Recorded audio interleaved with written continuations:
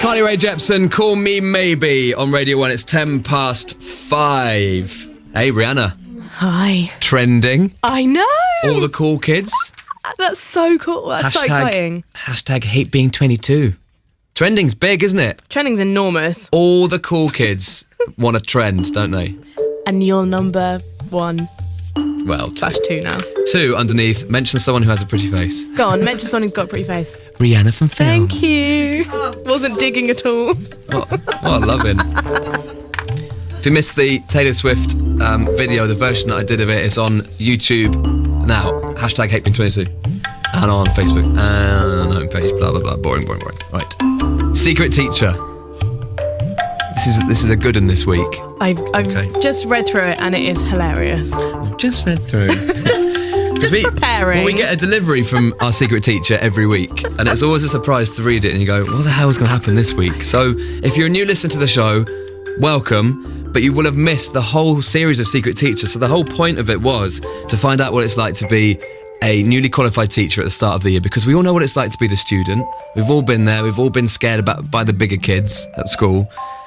So we tried to find a teacher who is willing to bare his or her soul to the nation on a weekly basis. Tell us what it's like, tell us how nervous they get, how frightened they are of the children, how embarrassed they get when they say something wrong in a class. That was what we wanted from Secret Teacher, because no one really knows the inner circle of teacherdom, but we do because of Secret Teacher.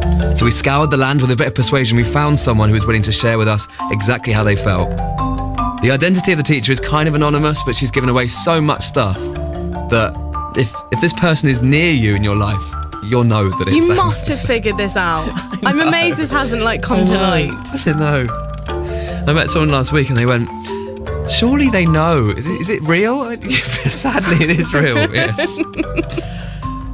So far on Secret Teacher has let one rip and blamed a student, fearing that she'd be nicknamed Trumpy Sue. She got caught having a crafty smoke with Mrs. Geography, her best friend, in her car, and she tried to pass it off as just steam. And last week, Secret Teacher told us this stuff.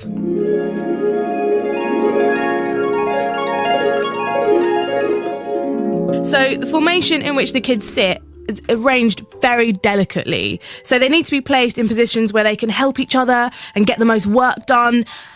And you always have to keep yourself entertained by attempting to set up potential relationships between the students. That's quite weird, isn't it? That is weird. I've never heard of people doing that. Although now I come to think of it, I did sit next to one boy for about 4 years at school. And what happened? Nothing. Unrequited love, I think, happened. No. Yeah. Did you really like him? Yeah. So you needed a Secret Teacher to matchmake you? I know. Well, we were sitting next to each other and there obviously was nothing there. Oh dear. I know. Anyway. She could have dropped a candle down the desk. Or a rose. Yes. Didn't she? My current project will be with students we should call Alan and Ruth from Year 10. Love the names. Oh. Both are single and adore each other.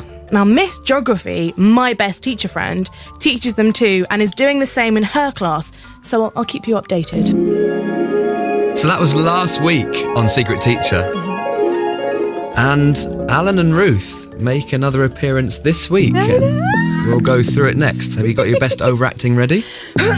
Ready. Okay. We'll play Chris Malinchak, which is a beaut. And we'll be back with the next instalment of Secret Teacher after this. Secret Teacher, the glinging xylophone of Secret Teacher. Rihanna Hello. / Robert De Niro. Yes. Are you ready for your method acting? Ready. As you read out this week's Secret Teacher entry. Let's do this. Go for it. The worst time of year has arrived. Exam season. Most people think that it's just the kids who get stressed over this, but I feel more sick about my kids taking exams than when I did them myself, which was in 1940, according to 7A. As a 25-year-old, this is not a compliment. See, this week, I thought that teachers would kind of just not care about the exams. They've done all the work for the kids. Yeah. And it's quite reassuring to know that the teachers do actually care. It's like they care about their students. Well, that's because Imagine. the hard work's done. Or you go in during Easter holidays and you do special revision classes, and then at the end of it you go, right, it's down to those idiots now. Yeah, but if your students mess up, then you, as the teacher, are very responsible. Absolutely. Continue. It's a very good lesson to remember. Continue. The worst part about exam season is having to sit in the hall for 8 hours while various students take their exams. Oh my God. We were talking about art exams yesterday. They were like art exams. They go on for 10 days. Oh my God, yeah, no, I remember. They're non-stop, weren't they? Don't worry, children, you can listen to the radio though. Oh God. So what? It takes so long. No, but I had friends who were just in there for days, and they'd come out looking like they'd just gone through, like, just come out of a horrible Pale shipwreck. and shivery. Yeah.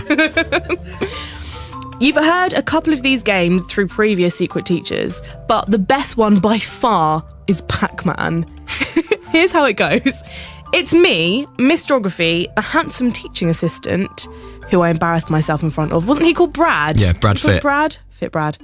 Miss Perfect and Mr. Art all in the hall. Miss Perfect didn't want to play as she thought it would distract the kids.